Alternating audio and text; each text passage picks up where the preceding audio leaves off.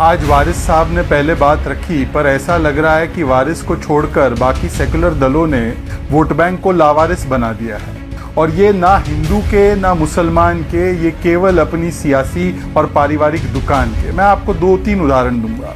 सबसे बड़े दंगे जो हुए मुसलमानों के खिलाफ, वैसे तो ये कहते हैं आरएसएस सबसे बुरा है, आरएसएस मार देगा, पर सबसे बड़े दंगे हुए वो कहाँ हुए? मीरठ, मलियाना, हाशिमपुरा, मुंबई, अहमदाबाद, ये तमाम दंगे कांग्रेस के शासन में हुए। द लाइव टीवी, सच सबसे आगे। सलमान खुर्शीद की किताब अयोध्या को लेकर हड़कंप मचा हुआ है, सियासी भूचाल आ गया है। इन सब के बीच आप अभी जिन्हें टीवी डिबेट में सुन रहे थे वो शहजाद पूनावाला हैं, नए नए संगी बने हैं, इसलिए नया नया ज्ञान दे रहे हैं। लेकिन इन सब के बीच अब उनका पुराने ट्वीट सामने आए हैं जिसमें उन्होंने खुद आरएसएस की तुलना आईएसआईएस से की थी, आतंकी संगठनों से की थी, तालिबान से की थी। नमस्कार, मैं हूं प्रज्वल गौतम और आप देख रहे हैं द लाइव टीवी। जैसे ही सलमान खुर्शीद ने अपनी किताब लिखी अयोध्या, उसे लॉन्च किया तो सबकी नजर जाकर टिक गई है एक चैप्टर पर जिसका नाम है द सैफ्रॉन स्काई, जिसमें उन्होंने आरएसएस की यानी हिंदुत्व की तुलना आईएसआईएस से की है, बोको हरम जैसे आतंकी संगठनों से की है। सियासी भूचाल आना लाजमी था, टीवी डिबेट्स हुई, लेकिन इन सब के बीच जब शहजाद पूनावाला ने कांग्रेस पर निशाना साधा, भला बुरा कहा, वोट बैंक की राजनीति करने वाली एक पार्टी करार दिया, उसके बाद उनके पुराने ट्वीट उन्हें दिखाए जा रहे हैं। पूछा जा रहा है कि जो बात आरएसएस के लिए या फिर हिंदुत्व के लिए लिख दी गई है, सलमान खुर्शीद ने अपनी किताब में लिखा है, वो बात तो आप 2016-2017 से कहते आ रहे हैं, लेकिन नए नए संगी बने हैं तो नया नया ज्ञान देंगे।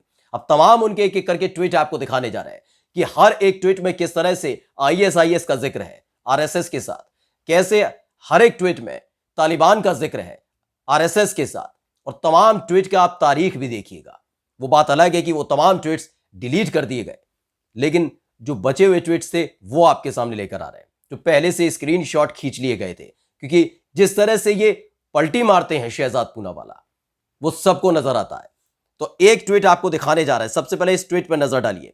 ये मोहम्मद जुबैर नाम के शख्स हैं जो लगातार इस तरह से एक्सपोज करते हैं लोगों को। उन्होंने पुराने ट्वीट्स को रिट्वीट किया है, दिखाया है। उस पर आप देखिए, ये है 15 अप्रैल का 2014 का। तब इन्होंने लिखा था, just like biggest threat to Islam is from IM al Qaeda. तो फिर इसके आगे ये लिखते हैं, the biggest threat to Hinduism is from #HDL Sangh Parivar यानी RSS reject all kind of bigotry. यानी किस तरह से तब जहर उगला गया था, तब आरएसएस की तुलना आईएसआईएस से की गई थी। ये भूल गए हैं खुद शहजाद पूनावाला, लेकिन याद दिला देते हैं। हम इसीलिए आए हैं कि हम उन्हें याद दिलाएं कि आप ही ने कहा था कि आरएसएस, आईएसआईएस और बोको हरम या फिर तालिबान जैसे संगठनों जैसा आप ही ने कहा था। एक और आपको ट्वीट दिखाते हैं जिसमें उन्होंने कहा था, यह 2015 का है, Taliban is to Afghanistan I think on a relative scale Taliban is to Afghanistan what RSS in India, what RSS is to India, calling it Hindu is incorrect, it's Hindutva. यानी जो काम अफगानिस्तान में तालिबान का है वही काम आरएसएस का है। ये देख ये इन्होंने लिखा था। इसके बाद अब एक और ट्वीट है, ये 1 सितंबर 2016 का, इस पर भी नजर डाल लीजिए। देसी आईएसआईएस से करार दिया गया था। आरएसएस को इन्होंने देसी आईएसआईएस का करार दिया था और कहा था कि आरएसएस एक ऐसे शख्स को, ऐसी शख्स की सोच को, मानसिकता को मैन पावर देता है जिसने गांधी की हत्या की। संघ यानी आरएसएस सेलिब्रेट करता है पहले इन भारत के टेररिस्ट, यानी नाम लिखा गोडसे के जन्मदिन को सेलिब्रेट करता है।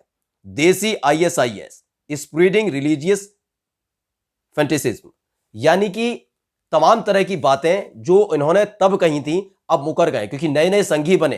अभी ये तो और है, इसकी बहुत सारी बानगी हैं जिसमें प्रधानमंत्री नरेंद्र मोदी का पुराना फोटो भी डाला गया है, जो संघ की शाखा में वो खड़े हुए हैं।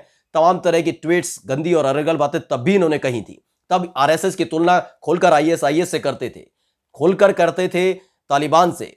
एक और है, ISIS is equal to RSS. मैं हमेशा कहता हूं और मैं एक बार फिर से सही साबित हुआ। ये दोनों यानी आईएसआईएस और आरएसएस दोनों धर्म के नाम पर आतंक फैलाते हैं। ये इन्होंने लिखा था 1 मार्च 2017 का। ये इसके अलावा देखिए जो हम आपको दिखाने जा रहे हैं, ये आरएसएस और ISIS को हैशटैग करते हुए इन्होंने एक और डाला जिसमें प्रधानमंत्री नरेंद्र मोदी की फोटो दिख रही है। ये पुराने ट्वीट्स आपको लगातार दिखा रहे हैं। हाल ही में क्यों इसका जिक्र करें, क्योंकि अमित मालवीय ने एक ट्वीट किया था सलमान खुर्शीद की किताब को लेकर, इन्होंने रिट्वीट किया कि नए नए संगी बने हैं, इनको इनकी राजनीतिक जो चाहत है वो पूरी करने के लिए अब आरएसएस और भाजपा ही एकमात्र ठिकाना नजर आता है, इसलिए कांग्रेस पर लगातार निशाना साध रहे। पहले कांग्रेस के समर्थक हुआ करते थे तो इस तरह के बयान देते थे, इस तरह के ट्वीट करते थे, आरएसएस की तुलना ISIS से करते थे, आरएसएस की तुलना तालिबान से करते थे, जो तमाम ट्वीट हमने आपको दिखाए। लेकिन अब सुर लय ताल सब शहजाद पूनावाला के बदल चुके हैं। शहजाद पूनावाला सीधे तौर पर अब निशाना साधते हैं, ज्ञान का प्रसाद बांटते हैं।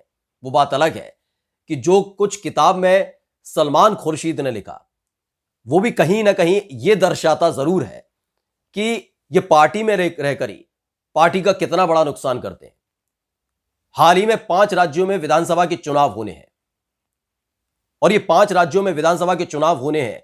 ऐसे में इसी वक्त सलमान खुर्शीद ने अपनी किताब को लॉन्च क्यों किया?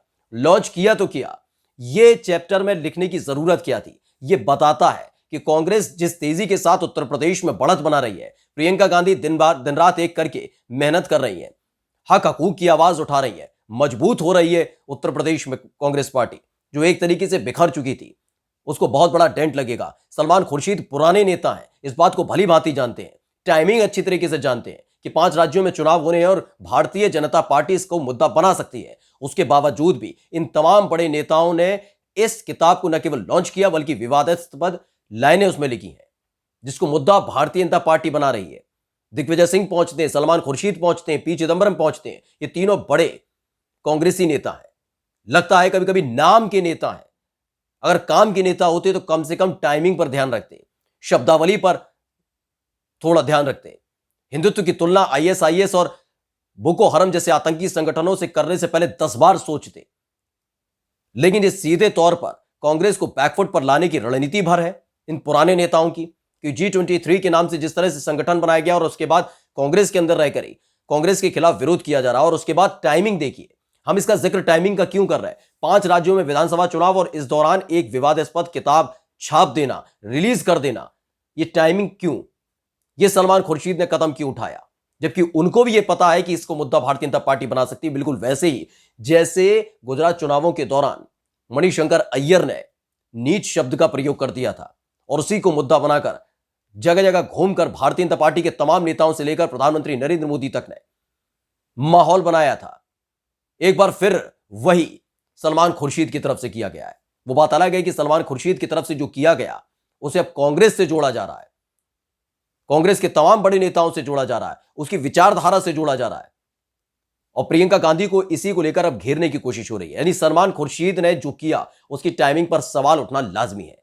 लेकिन इन सब के इतर वो तमाम लोग जो कल तक आरएसएस की तुलना ISIS से करते थे, तालिबान से करते थे, अब वो संघी बोली बोल रहे हैं, वो बता रहे हैं, सिखा रहे हैं कांग्रेस को। यानी जो कांग्रेस के समर्थक हुआ करते थे आज भारतीय जनता पार्टी के समर्थक हैं, तो अपने पुराने ट्वीट्स को डिलीट कर दिया है। लेकिन शहजाद पूनावाला जैसे शख्स के लिए हम ये तमाम ट्वीट्स लेके आए और सवाल पूछना चाहते हैं कि इन ट्वीट्स का उस वक्त क्या मतलब था। आज जो जिस बात को लेकर आप ज्ञान का प्रसाद टीवी डिबेट में बांट रहे हैं, उस वक्त जब आपने आरएसएस की तुलना ISIS से की थी, तालिबान से की थी, तब आपकी मानसिकता क्या थी, क्या सोच थी आपकी, यह आपको बताना होगा। नमस्कार। द लाइव टीवी, सच सबसे आगे।